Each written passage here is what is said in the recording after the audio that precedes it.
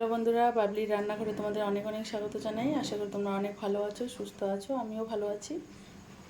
তোমাদের সঙ্গে আজকে একটা আমের রেসিপি শেয়ার করব। তো তাই জন্য আমি আমটা নিয়েছি। এখানে বড় একটা আম কেটে নিয়েছি, আমি একটাই আম নিয়েছি আমি। আপনারা যদি দুটো নিতে চান নিতে পারেন। আর এখানে সুজি নিয়েছি 1 বাটির মতো, এটা দিয়ে দিচ্ছি। আর এখানে চিনি নিয়েছি আমি, যে যেরকম মিষ্টি খাবেন সেভাবে দেবেন। এটাকে আমি মিক্সিতে একটু গ্রাইন্ড করে নেব।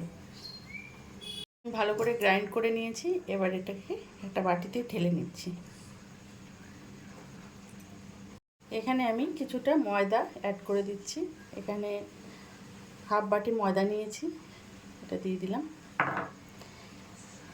এখানে বেকিং পাউডার নিয়েছি, সেটা দিয়ে দিচ্ছি। আর এখানে একটু লবণ। এটাকে ভালো করে মিক্স করে নেব।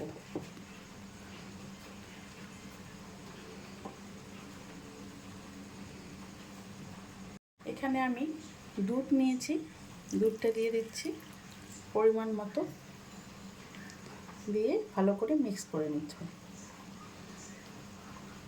দুধটা দিয়ে ভালো করে মিক্স করে নিচ্ছি। আমি ভালো করে মিক্স করে নেব। একটু ভালো করে নিতে হবে, মিক্স করে।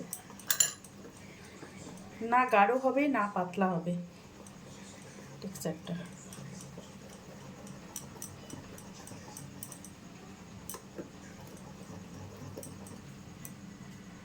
কড়াই বসিয়ে দিয়েছি, কড়াইটা গরম হয়ে গেছে। কড়াইয়ে পরিমাণ মতো রিফাইন তেল দিয়ে দিচ্ছি।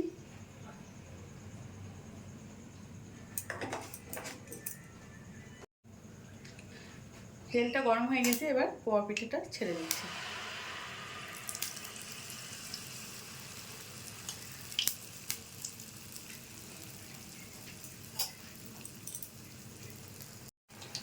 এবারে উল্টে দেবো।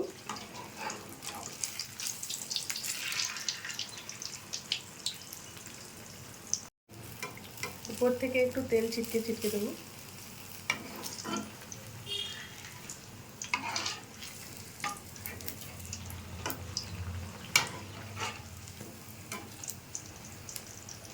পিঠাটা হয়ে গেছে, তুলে নিচ্ছি।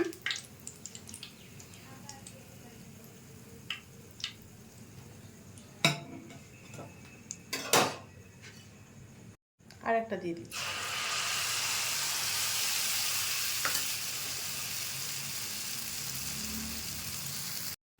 উল্টে দেবো।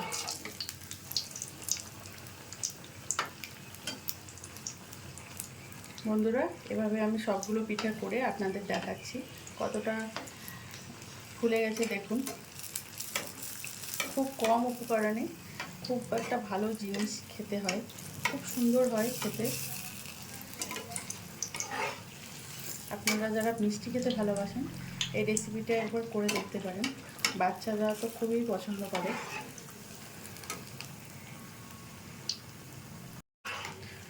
সবগুলো পিঠে আমি ভেজে নিয়েছি, এবার তুলে নিচ্ছি। এটা নামিয়ে নেব, এটা হয়ে গেছে। বন্ধুরা, আমের পুরো পিঠাগুলো বানিয়ে আমি একটা প্লেটে সার্ভ করে দিয়েছি। রেসিপিটা তো দেখলেন, খুব সহজ রেসিপি। আপনারা একবার ট্রাই করবেন বাড়িতে। যদি ভালো লাগে বন্ধুরা রেসিপিগুলো, লাইক শেয়ার কমেন্ট এবং সাবস্ক্রাইব করবেন চ্যানেলটাকে। ফিরে আসছি নতুন কোনো ভিডিও নিয়ে। আর যারা ফেসবুক পেজ থেকে দেখছেন, পেজটা ফলো করে দেওয়ার অনুরোধ রইল। ভালো থাকবেন, সুস্থ থাকবেন।